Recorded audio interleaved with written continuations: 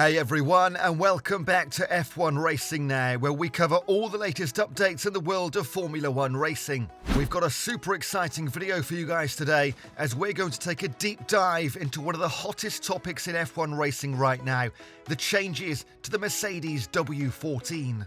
As you may have noticed, Mercedes has been struggling to keep up with the Red Bulls this season, and there's been a lot of speculation around what they're doing to try and catch up. Well, we've got some exciting news for you. Mercedes has just released their plans and timeline for getting back to the front, and we'll break it down for you right here. But before we do, we appreciate you giving us a like, subscribing and smashing that bell icon. Thanks so much, racing fans. So without further ado, let's get right to it. To give you some context, Mercedes had a disappointing start to the 23 Formula One season, with Red Bull and Aston Martin establishing their dominance early on. Mercedes came into the season with the AMG F1 W14 Performance, which they first unveiled live on Silverstone's YouTube channel.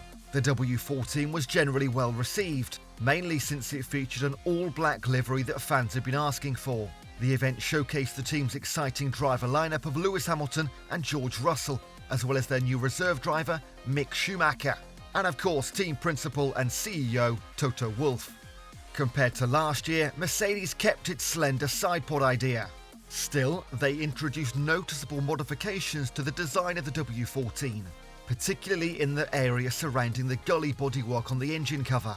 Additionally, the team was excited to unveil several performance-enhancing modifications, including creating a notably lighter chassis, revising the front suspension geometry, adjusting the cooling system, and refining the aerodynamic concept based on what they learned last year.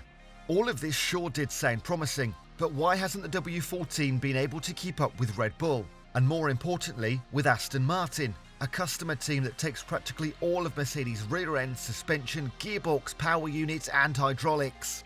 Well, there's a few reasons why.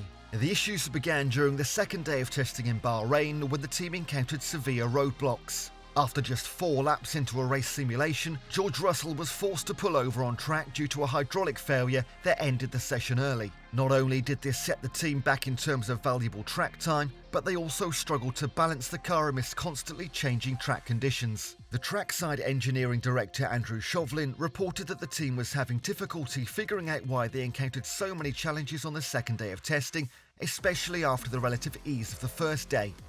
Afterwards, things went from bad to worse for Mercedes. Going into the start of the 23 Formula One season, the team had high hopes, especially after the promising performance of their W13 car in the final 4 races of the 22 season. However, their optimism was short-lived, as the W14 could not match the pace of the Red Bull and Aston Martin cars right from the start of the season. With the team underperforming, drastic measures were needed to turn things around. When the team returned to Brackley following the Bahrain Grand Prix, there was a lengthy discussion in which all technical managers, including the technical director Mike Elliott, were questioned. After a thorough investigation, the W14 was plagued with several critical issues, from its signature zero sidepod design to an apparent lack of downforce. One of the main issues plaguing the Mercedes W14 was that lack of downforce, especially in medium, high and high-speed corners, which also leads to excessive tyre degradation. This was a concern raised by both Lewis Hamilton and George Russell, with Hamilton even blaming part of his problem on a poor setup decision.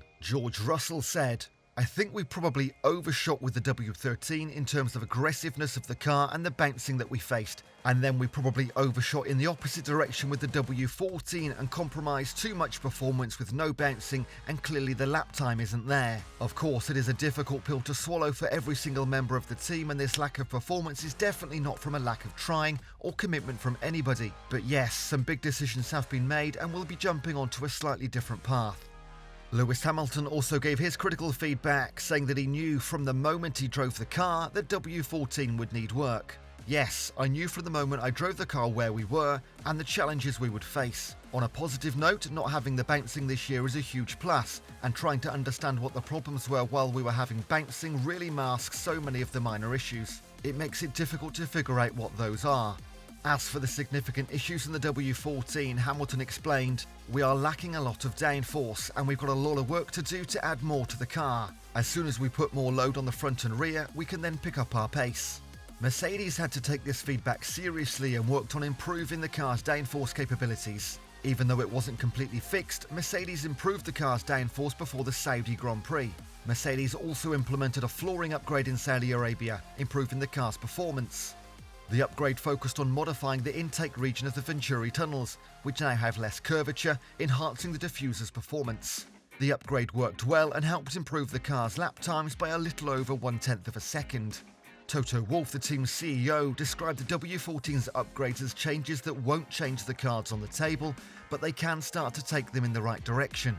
Unfortunately, he was proven right. Mercedes still found themselves considerably behind the pace set by Aston Martin and Red Bull at the Saudi Arabian Grand Prix. George Russell secured a fourth-place finish, with Hamilton not far behind in fifth, but overall, it was an improvement from the Bahrain standings.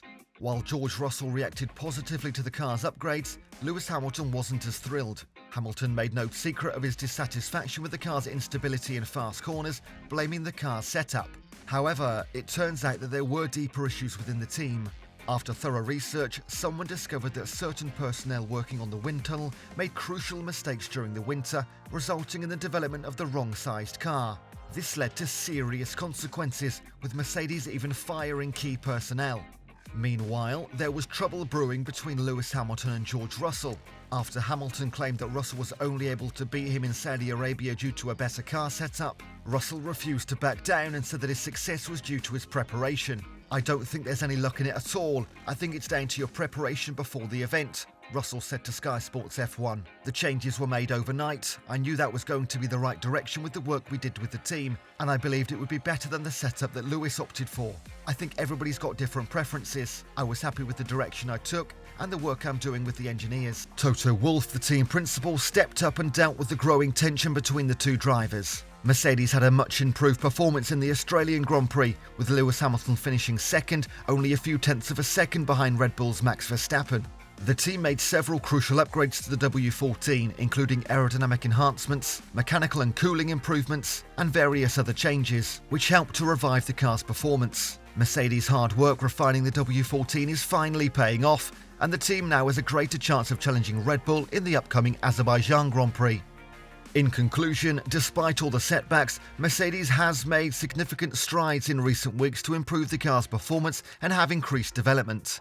While a new chassis will not be introduced until the W15 in 2024, Mercedes will have to make the current W14 work during this season. It remains to be seen whether these changes will be enough to help them catch up to Red Bull and Aston Martin, but one thing is for sure, Mercedes is not giving up without a fight. Well, that's it for today's video. We hope you enjoyed it. Do remember to hit the like button, subscribe to our channel, and of course turn on the notification bell to stay updated on all the latest news in Formula 1. This has been F1 Racing Now, your inside track to all things F1. Thank you for watching, and we'll see you in the next video.